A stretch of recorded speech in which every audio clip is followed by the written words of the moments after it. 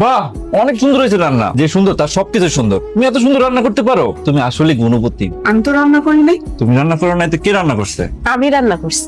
মানুষ দেখতে সুন্দর না হলেও রান্না তো ভালো হইতেই পারে। আর রান্না করলে তো সুন্দর চেহারার দরকার হয় না, দরকার হয় যত্নের। তুই এত কথা কইতেছিস কেন? রান্না করছিস তো কি হয়েছে? বহুত বড় কাম করে ফেলাইছিস মনে হইতেছে। বাদ দাও তো, তোমার কথা কান দিও না, তুমি খাও। বউ, তুমি খাইছো? না আমি খাইনি। না না, তুমি খাও। দাঁড়াও, তোমার এক লোকমা খাওয়াই দে। তুমি যে তোমার আদরের ছোট বউর এত যত্ন করে খাওয়াই দিতেছো, অথচ আমি যে এত কষ্ট করে রান্না করলাম, আমি খাইছি কিনা একটা বার জিজ্ঞেসো তুমি? তোরে জিগাইতে হইব কেন? তুই কি কষি খুকি যে সবকিছু তোর খোঁজ খবর নিতে হইব? তোর কি দরকার তুই নিজে নিজে খাবি? এমন ভাবিস না আমি জিজ্ঞাসা করলে খাবি, আমি জিজ্ঞাসা না করলে খাবি না, এমন তো আর না। এখন খাওয়ার সময় চোখের সামনে দাঁড়িয়ে থাকিস না, শহরে জিজ্ঞেস দেখ। খাও তো তুমি, ওর সাথে এত কথা বলার কি দরকার?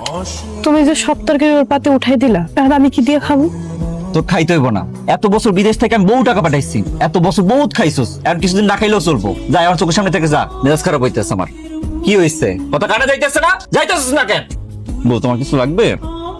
তুই কিন্তু তোর বউর উপরে অন্যায় করতেছিস। ভাই, কি অন্যায় করতেছি? তুই বিদেশে যাওয়ার পর তোর বউ সংসারটা আগলে রাখছিল, তোর মায়ের সেবা যত্ন করতো।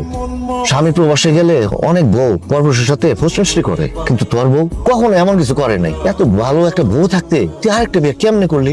আপনি আসমার চেহারা দেখছেন, ওর গায়ের রং দেখছেন? বাস্তব কথা হইলো, বউ যদি সুন্দরী না হয়, কোন পুরুষ মানুষের মূল সংসারে টিকে না। এই আসমা যদি সুন্দরী হইতো, তাহলে কি আমি 5 বছর পর দেশে আসতাম? না। বউ যদি সুন্দরী হইতো, কমপক্ষে আমি 2-3 বার আইতাম। তুই হলি সুন্দরের পূজারি, তোর কাছে এই মন থেকে বউ, কি করো তুমি? কথা কইতেছো না কেন? বুঝছি তুমি রাগ করছো, তাই না? কি করবো কও? 5 বছর পর দেশে এসেছি, একটু বন্ধু বান্ধব লাগে আড্ডা দিতে দেরি হয়ে গেছে, বুঝো না? অনেকদিন পরে আইছি তো। কি হইতাছে এখানে? তুমি না আমার বলছো না তুমি তোমার বড় বড় সহ্য করতে পারো না, তুমি তারা দেখতে পারো না, আর এখন তুমি তারা জড়ায় ধরছো। এটা দেখে বাকি ছিল আমার। সে আমার জড়ায় ধরছে দেখে তুমি রাগ করতেছো কেন? সে যেমন তোমার স্বামী, আমারও তো স্বামী। সে যদি তোমার জড়ায় ধরতে পারে, আমার জড়ায় ধরতে পারবো না কেন? আমার সামান্য জড়ায় ধরছে দেখে তুমি এমন রাগ করতেছো, অথচ তুমি আমি থাকার শর্তে বিয়ে করে আমার বাড়িতে পর্যন্ত চলে এসেছো। তাহলে আমার কেমন লাগতেছে চিন্তা করো। আচ্ছা ঠিক আছে, তাহলে তুমি আজকে রাতে তোমার বড় বউর সাথেই ঘুমাও, আমি যাই। আরে তুমি রাগ করতেছো কেন? আমি কি জানতাম এটা তুমি না? আমি তো ভাবছি এটা তুমি। এটা যদি আসমা হইতো, আমি কি জীবনে জড়াই ধরতাম? আর তুই এই রুমে কি করস এত রাতের বেলায়? তোর বাড়িতে আর তোর যে জড়াই দিলাম, তুই করলি না কেন? তুই যে রূপা না? তুমি কি পরপুরুষ যে আমার জড়ায় ধরলে আমি সিলাসিলি করবো, চাচামেচি করে লোক ডাক? আমি তো তোমার বউ।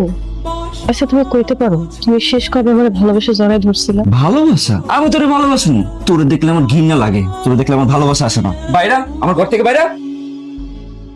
বউ, তুমি রাগ করছো? রাগ করো না, আমি তো বুঝতে পারি নাই এটা আসমা।